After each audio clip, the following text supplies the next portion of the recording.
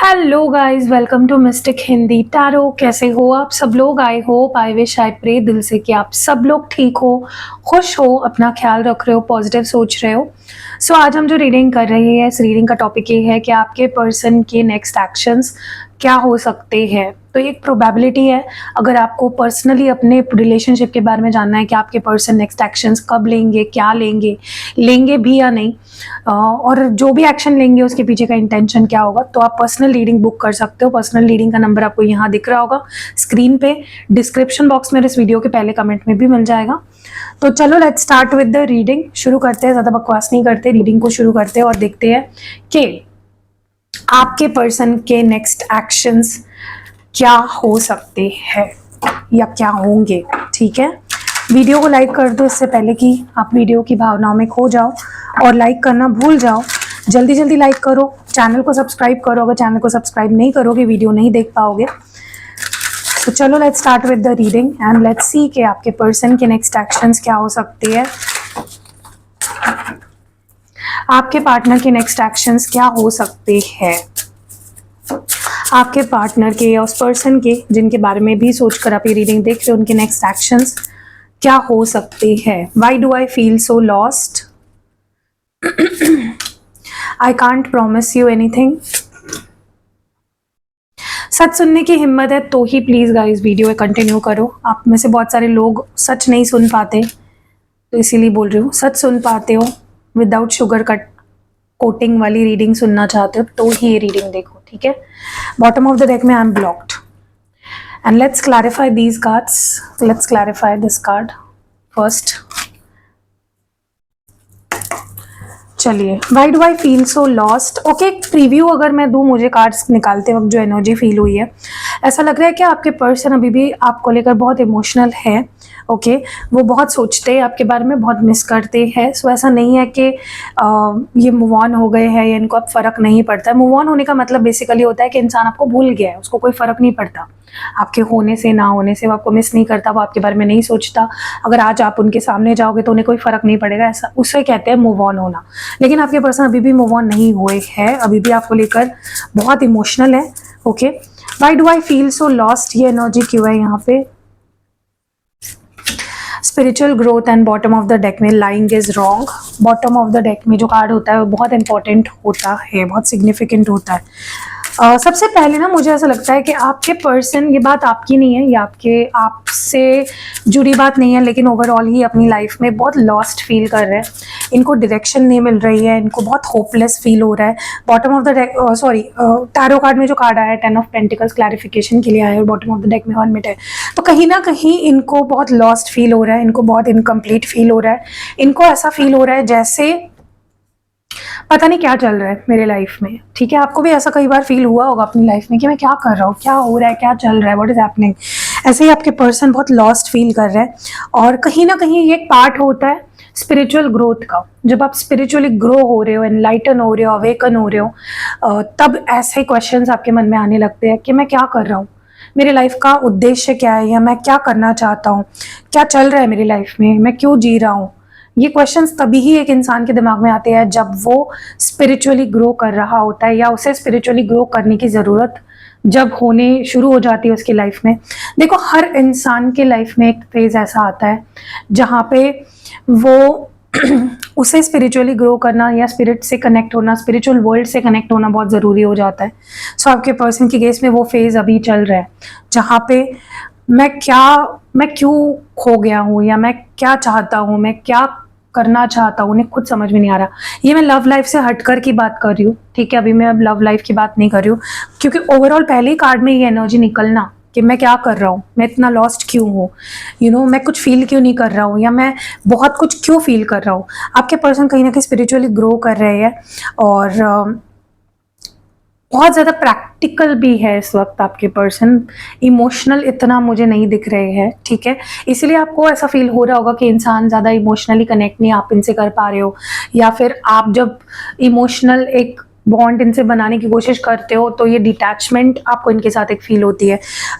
या तो ये पर्सन कहीं ना कहीं बहुत मनी माइंडेड कह सकते हो, या बहुत मटेरियलिस्टिक हो गए हैं। पैसा कमाना है, या फिर फाइनेंशियल सिक्योरिटी चाहिए। ऐसा भी हो सकता है फॉर सम ऑफ यू कि ये ऑलरेडी मैरिड है और ये उस मैरिज में इसलिए रह रहे हैं क्योंकि वहाँ पे फाइनेंशियल सिक्योरिटी है, या फिर वहाँ पे पैसा है, लग्जरी है, एक लाइफस्टाइल है। मतलब सब कुछ जैसे होता है ना कि अगर मैं आज आपको बोलूँ कि आपका बना बनाया एकदम अच्छा महल छोड़कर आप झोपड़ी में आ जाओ, क्या पाओगे? नहीं आओगे। कोई भी इंसान जो यहाँ दिमाग से ठीक ठाक है वो तो नहीं आएगा, राइट? क्यों छोड़कर आएगा? क्योंकि आपने मेहनत करी है बनाने में, राइट? तो आपके पर्सन ऐसी ही चीज में या तो फंसे हुए, या अपार्ट फ्रॉम दैट अगर आपके पर्सन मैरिड नहीं है तो आपके पर्सन कहीं ना कहीं बहुत ज्यादा एक इमोशनल और प्रैक्टिकल वर्ल्ड के बीच में है, ओके? क्योंकि स्पिरिचुअल ग्रोथ इमोशंस से जुड़ा होता है। आपके सबकॉन्शियस माइंड, आपके इमोशंस, आप एज अ ह्यूमन बीइंग कैसे हो, इससे जुड़ा होता है। लेकिन आपके पर्सन मटेरियलिस्टिक वर्ल्ड में बहुत ज़्यादा अटके हुए हैं, तो उनकी स्पिरिचुअल ग्रोथ हो भी नहीं पा रही है, क्योंकि जब तक आप मोह माया से कटोगे नहीं, आपकी स्पिरिचुअल ग्रोथ नहीं होगी। सिंपल। आपके पर्सन वहीं पे अटके हुए हैं, ठीक है? देखो, आपके पर्सन, मुझे बहुत स्ट्रांगली ये चीज़ लग रही है कि सोल सर्चिंग भी चल रही है, स्पिरिचुअल ग्रोथ भी चल रही है, एंड एक पैर, मतलब एक पैर यहाँ है प्रैक्टिकल वर्ल्ड में, पैसा, मटेरियलिस्टिक चीज़ें, ये वो, और एक उनका पैर है यहाँ पे स्पिरिचुअल वर्ल्ड में, ठीक है? तो बीच में फंसे हुए हैं, लेकिन चलो अच्छी बात है कि ये पर्सन एटलीस्ट एक पैर इनका स्पिरिचुअल ग्रोथ की तरफ बढ़ चुका है। मुझे बहुत स्ट्रांगली ये चीज़ फील हो रही है कि आपके पर्सन ना खुद से ही सच नहीं बोल रहे हैं किसी चीज़ के बारे में, ठीक है? They are lying to themselves, और जब इंसान खुद से ही झूठ बोलता है तब वो खो जाता है, तब उसे रास्ता नहीं मिलता। आपके पर्सन के साथ एग्जैक्टली वही हो रहा है। They need to be true to themselves कि मुझे क्या चाहिए, अपने आप से पूछे कि मुझे क्या चाहिए, मुझे पैसा चाहिए या मुझे स्पिरिचुअल ग्रोथ चाहिए। क्योंकि वही बोलते हैं ना कि जब आप दो नाव पे पैर रख के खड़े होंगे ऐसे ऐसे ऐसे ऐसे, तो डूब जाओगे, गिर जाओगे। I can't promise you anything. Commitment से बच रहे हैं, कमिटमेंट से भाग रहे हैं, no complaints. Bottom of the deck में है डिस्कवरिंग द रियल यू। देखो क्या है ना, आपके पर्सन आपको कोई कमिटमेंट नहीं देना चाहते हैं, ठीक है? ये बच रहे हैं रादर, ओके? ऐसा लग रहा है जैसे ये, वो बोलते हैं ना कि no expectations, no commitments, no promises, no complaints. वो अपने किसी मूवी में देखो, ये डायलॉग रणवीर कपूर बोलता है, no complaints, no sorry, no thank you, कुछ ऐसा है, उसूल दोस्ती का something like, I don't remember. लेकिन आपके पर्सन उसी जोन में है जहाँ पे वो बस हाथ छुड़ा रहे हैं, रिस्पॉन्सिबिलिटी से भाग रहे हैं। मैं प्रॉमिस नहीं करना चाहता, मैं कमिटमेंट नहीं देना चाहता, मेरे को कोई कंप्लेंट नहीं है भाई तुमसे, तुम अपने लाइफ में खुश रहो, मैं अपने लाइफ में। मतलब ये पर्सन बेसिकली एक ऐसा रिलेशनशिप चाहते हैं जहाँ पे ये चाहते हैं कि तुम अपना देखो, मैं अपना देखूंगा, मुझसे कुछ एक्सपेक्ट मत करो, एंड मुझे तुमसे कोई लेना देना नहीं, मुझे तुमसे कोई कंप्लेन नहीं है। बॉटम ऑफ द डेक में 2 ऑफ पेंटिकल्स है। सो आपके पर्सन बचते हैं। जब भी आप देखना, उनसे पूछना आप कि मुझे ये प्रॉमिस करो, मुझे ये कमिटमेंट दो, तो वो सीधा ब्लॉक कर देंगे या गायब हो जाएंगे, आपकी लाइफ से बात करनी बंद कर देंगे। देखो क्या हो रहा है ना, इस पर्सन के लाइफ में कुछ ट्रांसफॉर्मेशन या तो हो रहा है, या ये खुद ही कुछ चेंजेस करना चाहते हैं अपनी लाइफ में, और ये बदलाव या ये जो कुछ तो ये बहुत बड़ा चेंज करना चाहते हैं, ओके? ये ट्रांसफॉर्मेशन वाले फेज में है और ये पर्सन बैलेंस नहीं कर पा रहे हैं, ओके? तो इसीलिए ये डिसीजन लेना टाल रहे हैं, और आगे भी आप देखोगे इनके नेक्स्ट एक्शन में ये कोई बहुत बड़ा डिसीजन लेने को टालेंगे, ठीक है? चाहे फिर वो रियूनियन हो, चाहे फिर वो ब्रेकअप हो, चाहे फिर वो कमिटमेंट की बात हो, चाहे फिर वो कोई और बड़ी बात हो, थर्ड पार्टी से रिलेटेड कोई बात हो, ये डिसीजन लेना टालेंगे। ऐसा लग रहा है जैसे ये person will find the easy way out कि चलो ब्लॉक कर दो, चलो बात करनी बंद कर दो, चलो ब्रेकअप कर लो, ठीक है? या फिर थोड़ा सा मुझे स्पेस दे दो, थोड़ा सा डिटैचमेंट। तो आपके पर्सन कहीं ना कहीं खुद पे फोकस्ड है, बन जाएंगे, ओके? ऑलरेडी भी है, ये डिस्कवर कर रहे हैं अपने आप को, इनको खुद को ही नहीं पता कि ये क्या है। मतलब वही है ना कि जब आप झूठ बोल रहे हो या फिर जब आप चीज़ों से भाग रहे हो, रिस्पॉन्सिबिलिटी नहीं ले रहे हो ना, तो आप ना यहाँ के रहते हो ना वहाँ के रहते हो। आपके पर्सन के साथ वही हो रहा है, खो गए हैं, ठीक है? They have lost themselves in this process. Feel complete and bottom of the deck में learn from nature. Let's clarify. देखो मुझे ऐसा लग रहा है ये पर्सन डिसीजन ना लेने में कंफर्टेबल हो गए हैं, ओके? आपको लेकर कोई डिसीजन ना लेने में कंफर्टेबल हो गए हैं। अगर ब्लॉक करके बैठे हैं काफ़ी टाइम से, तो ब्लॉक ही करके बैठे हैं क्योंकि उसमें वो कंफर्टेबल हो गए, डिसीजन नहीं लेना पड़ रहा है ना कि करूँ या नहीं करूँ उसको अनब्लॉक, ठीक है? यहाँ पे व्हील ऑफ फॉर्च्यून है बॉटम ऑफ द डेक में। ये चेंज से डर रहे हैं क्योंकि उनको ऐसा लग रहा है ऐसे ही ठीक है, बढ़िया तो चल रहा है, ओके, मुझे ऐसा लगता है ये पर्सन कहीं ना कहीं दिमाग से खेल रहे हैं, ठीक है। डिप्लोमैट बहुत ज़्यादा बन गए हैं, लेकिन डिप्लोमैट जहाँ डिप्लोमेसी दिखानी चाहिए वहाँ दिखाओ, रिश्तों में क्यों दिखा रहे हो? आपके पर्सन क्या कर रहे हैं पता है? ये पर्सन मतलब ना तो आपको ना बोल रहे हैं ना तो हाँ बोल रहे हैं, ये बस आपको अटका के रख रहे हैं, क्योंकि ये चेंज से डर रहे हैं। डिसीजन लेने के लिए चेंज लाना पड़ता है, चेंज लाने के लिए डिसीजन लेना पड़ता है। आपके पर्सन दोनों चीज़ों से डर रहे हैं, कंफर्ट जोन में चले गए हैं, काफ़ी कहीं ना कहीं उनको ऐसा लग रहा है कि भाई जो चल रहा है वो ठीक चल रहा है, मैं मेरे अंदर उसको लेकर प्यार तो है लेकिन मैं उसको दिखा नहीं रहा हूँ, कोई कमिटमेंट नहीं दे सकता। मतलब बहुत से टैग्स लगा लिए, काफ़ी सारी चीज़ों में अटका दिया है चीज़ अपने आप को और इस रिश्ते को, एंड उनको ऐसा लग रहा है कि ऐसे ठीक है, उनको लग रहा है ऐसा ठीक है, लेकिन ऐसा है नहीं ठीक, राइट। अगर आपको डॉक्टर फ्रैक्चर के लिए वो चीज़ लगाते हैं ना, क्या बोलते हैं उसको, प्लास्टर वास्टर लगाते हैं, तो कल जाके आप वो प्लास्टर हटा दोगे और आप बोलोगे मुझे दर्द नहीं हो रहा है, सब ठीक हो रहा है, मेरी हड्डी वड्डी जुड़ रही है, तो ऐसा थोड़ी ना होता है। रियलिटी क्या है? अगर आपको उसको लगाना पड़ेगा जब तक डॉक्टर ने लगाया है, अगर आप उसको हटा दोगे तो वो अंदर हील नहीं होगा, आपको भले ही बाहर से कुछ लगेगा नहीं, लेकिन अंदर वो टूटा ही रहेगा ना। तो आपके पर्सन डिल्यूजनल हो रहे हैं और आपको भी डिल्यूजन में डाल रहे हैं, भ्रमित कर रहे हैं कहीं ना कहीं अपने बिहेवियर से, अपने एक्शन से, अपने डिसीजन से। देखो, डिसीजन ना लेना भी एक डिसीजन ही होता है ना, कि आप सामने वाले की रिस्पेक्ट नहीं कर रहे हो। आई क्राई एट नाइट की एनर्जी क्यों है? Remove your layers and bottom of the deck में स्पिरिट। देखो, इस पर्सन के लिए ना जो सबसे इमोशनल पल होता है वो रात होता है। ये पर्सन रात को बहुत रोते हैं, ये बहुत इमोशनल हो जाते हैं। इनकी जो परत है ना, जो एक इन्होंने अपने ऊपर जो चढ़ा रखी है प्रैक्टिकलिटी की, कि मैं भाई बहुत बहुत सख्त लौंडा हूँ, या मैं बहुत हीरो हूँ, या मैं लायन हूँ, लायनेस हूँ, वो हट जाता है रात को, ठीक है। इनके परत हट जाती है।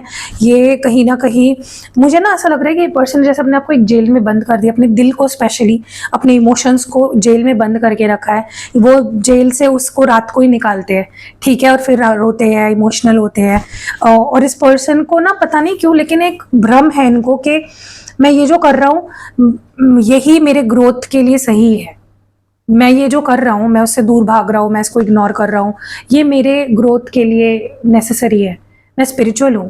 देखो, कुछ लोग होते हैं ना, वो दूसरों का बुरा करते हैं, दूसरों को हर्ट करते हैं, या दूसरों को दुख पहुंचाते हैं नोइंगली अनोइंगली, और उनको लगता है कि मैं स्पिरिचुअल हूँ। वो खुद को स्पिरिचुअल कहलाते हैं क्योंकि वो मंदिर में जाते हैं, या फिर वो किसी के लिए 1-2 रुपए का कुछ कर देंगे तो वो खुद को स्पिरिचुअल कहलाते हैं। बट स्पिरिचुअलिटी इज व्हेन आप सच्चे हो। स्पिरिचुअलिटी ओनली वही लोग स्पिरिचुअल बन सकते हैं जिनका सोल सच्चा है, जो प्योर है, जो साफ दिल के हैं, ठीक है। आपके पर्सन कहीं ना कहीं आपके साथ गलत कर रहे हैं और उनको लग रहा है मैं स्पिरिचुअल हूँ और ये मेरी स्पिरिचुअल ग्रोथ का एक पार्ट है, ओके।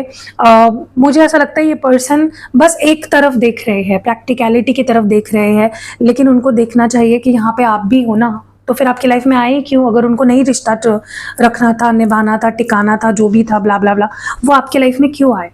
स्पिरिचुअलिटी का मतलब है कि आप किसी को दुख ना पहुंचाओ, ये भी तो उसका एक लेयर है ना। तो आपके पर्सन कहीं ना कहीं इमोशनल रात को बहुत हो जाते हैं और अपने आप को बहुत ज़्यादा, अपने आप को जैसे बंद कर लेते हैं, दिन भर अपने काम में बिजी रखते हैं, हाँ हूँ हाँ करते हैं, रात को रोते हैं, भीगी बिल्ली बन जाते हैं। तो क्या ही फायदा है ऐसी लाइफ का जहाँ पे आप रात को खुशी से सो नहीं पा रहे हो, right. I can't stop thinking about you को क्लैरिफाई कर रहे हैं, helping others unlock your blessings, are guiding stars and bottom of sorry tarot card से कार्ड्स निकालते हैं। ये पर्सन डेफिनेटली आपके बारे में सोचना नहीं बंद कर पाएंगे, ओके, और ना तो कर पाए हैं, क्योंकि प्यार है ना। प्यार को आप, प्यार is a feeling, it is a emotion, आप उसको नहीं झुठला सकते, आप उससे नहीं भाग सकते। आप मुंह पे अगर किसी को बोल दोगे मैं तुझसे प्यार नहीं करता, इसका मतलब नहीं है कि आप उससे प्यार नहीं करते। अगर आप उसकी केयर करते हो, अगर आपको उसकी परवाह है, तो आप उससे प्यार करते हो, एंड ऑफ द स्टोरी। आपके पर्सन आपके बारे में सोचना बंद नहीं कर पा रहे हैं, they can't stop thinking about you. मुझे ऐसा लग रहा है कि ये पर्सन कहीं ना कहीं प्रैक्टिकल हो गए हैं, इसीलिए वो आपसे दूर भाग रहे हैं, या बात नहीं कर रहे हैं, या ब्रेकअप करके बैठे हैं, या नो कांटेक्ट में आपको डाल दिया है। मे बी ये महान बनने की कोशिश कर रहे हैं, अपने फैमिली का ध्यान रखकर, या फिर बाकी चीज़ों में अपना बेस्ट देने की कोशिश कर रहे हैं। उनको लग रहा है कि भाई मैं अपना एक धर्म तो निभा रहा हूँ ना, कि मैं अपनी फैमिली के लिए कुछ कर रहा हूँ, या मैं अपने करियर को टाइम दे रहा हूँ, but this is not right, they have to balance everything.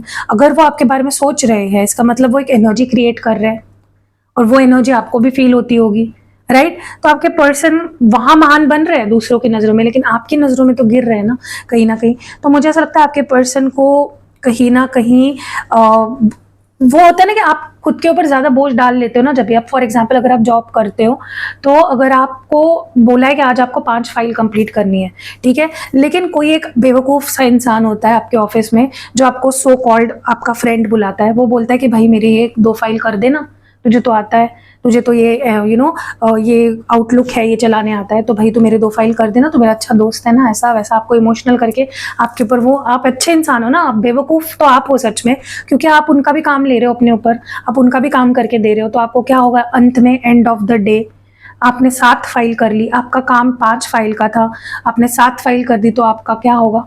आप स्ट्रेस, परेशान, बर्डन, आप बर्नआउट हो जाओगे, आपको रेस्ट नहीं मिल रही है, आप रात को लेट तक जाग कर काम कर रहे हो, स्ट्रेस हो रहा है।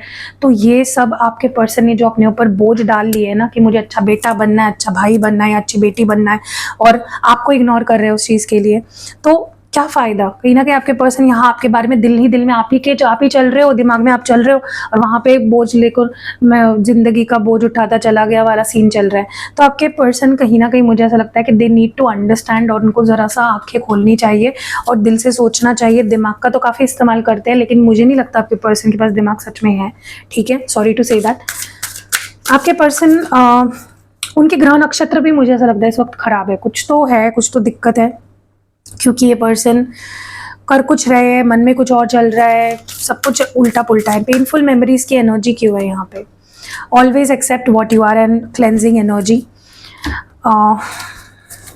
Okay, let's clarify this.